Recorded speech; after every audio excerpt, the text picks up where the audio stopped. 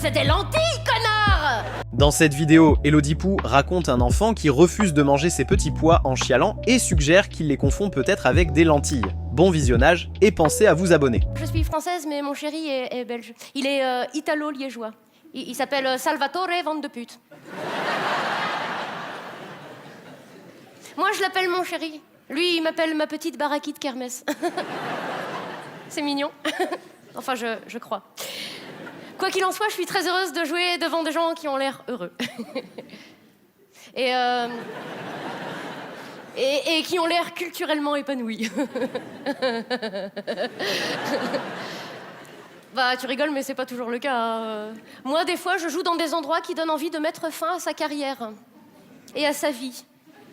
Par la même occasion. Parfois, je joue dans des patelins que je savais même pas qu'ils existaient, devant des gens. Je savais même pas que ça existait. Je ne connaissais pas l'odeur, en tout cas.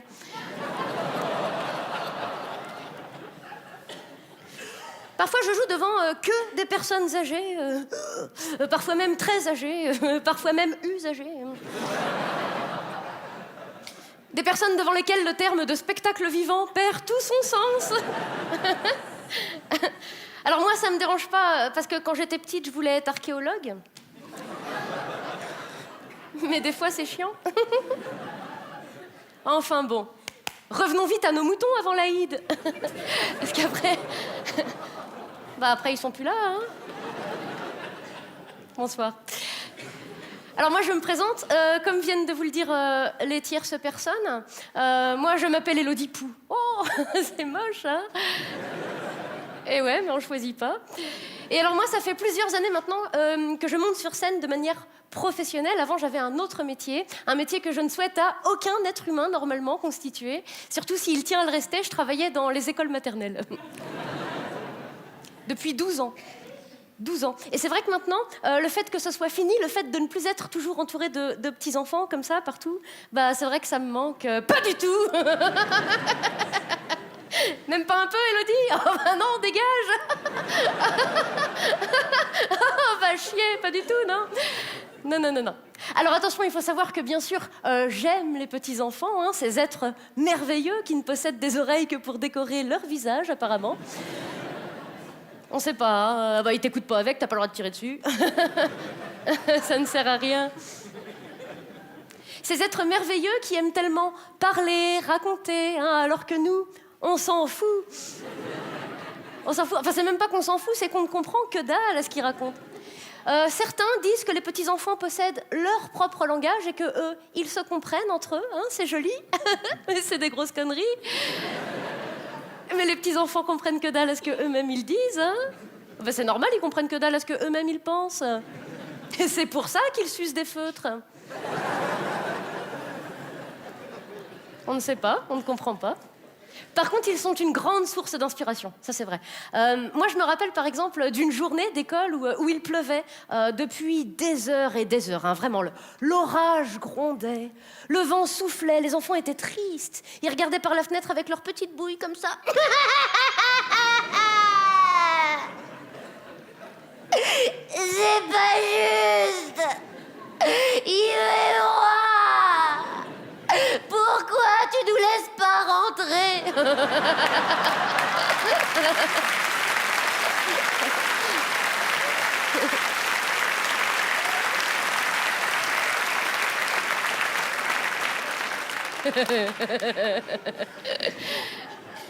Je crois qu'il disait ça, parce qu'on n'entendait pas très bien.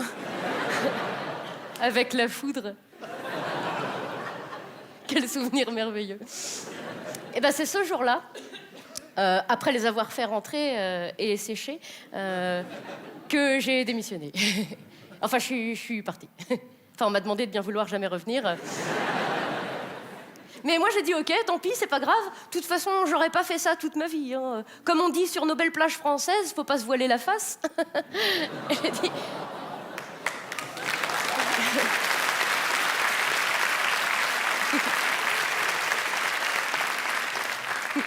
J'ai dit tant pis, c'est pas grave. Trouvons un autre métier. Trouvons autre chose. Hein. Mais quoi?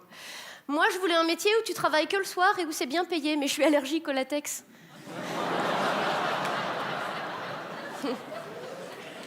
C'est ballot. Alors j'ai dit bon, l'humour, pourquoi pas. J'ai choisi l'humour pour raconter comment j'ai survécu. Parce que c'est vrai, comment survivre. Comment survivre à 12 années d'école maternelle. Comment survivre à 8 heures par jour dans une classe de 17 mètres carrés avec 42 enfants de 3 ans qui peuvent pleurer pendant une demi-heure parce que leur prénom a été écrit en bleu. Comment survivre face à un enfant qui chiale sa race. Qui chiale sa race à la cantine parce qu'il veut pas manger les petits pois parce que les petits pois, ils sont trop cuits. Ah, ils sont trop cuits, tes petits pois. Mais c'est peut-être parce que c'est des lentilles, connard.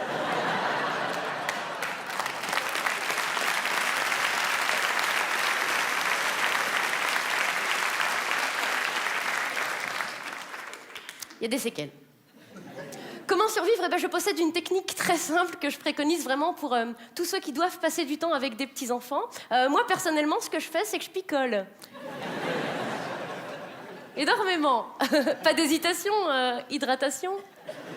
Ça permet de passer des journées beaucoup plus intéressantes, hein, avec tous les petits-enfants, avec le petit Clitis.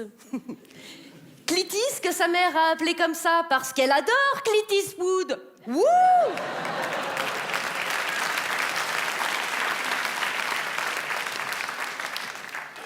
Ah bah il y a des parents, tu colles ta tête à la leur, t'entends l'océan, hein.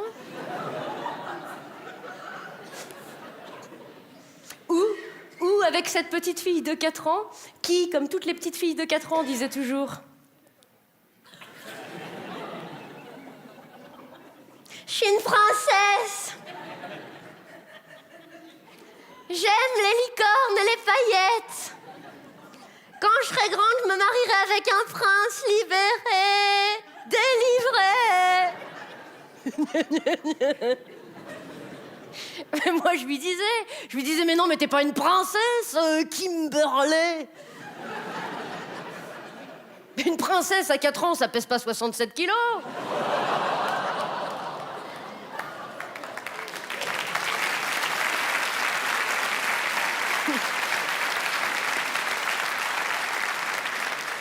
Ah bah moi, j'ai regardé tous les Walt Disney, j'ai jamais vu un truc pareil, hein. Ah bah, elle était gracieuse comme une boîte de thon, hein. Oh, tous les cheveux gras, l'eczéma, t'aurais dit une otarie qui a chopé la myxomatose. En plus, moi, je pense que les parents ne devraient pas laisser des enfants en surpoids porter des leggings. Tu vois, surtout des leggings à imprimer zèbre ou léopard. Oh, le résultat final est une insulte au règne animal, hein. Je lui disais, mais mets des leggings avec des écailles, ça fera ton sur ton.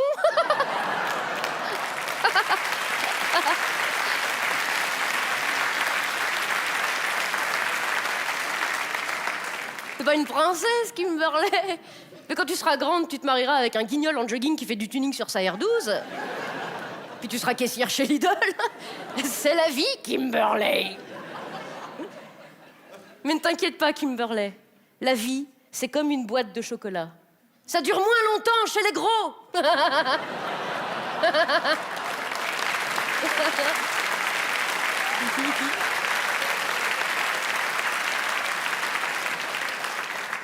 Et puis Kimberley, pour te finir. Si un jour tu veux être princesse, bah commence par l'épilation des sourcils, là, parce que là, elle avait des sourcils énormes, un paillasson de chaque côté. Bienvenue, bienvenue. Fillon en 3D, la môme. Mais je lui disais, hein, Kimberley, t'as pas froid aux yeux, toi, hein? Elle comprenait pas, rassurez-vous.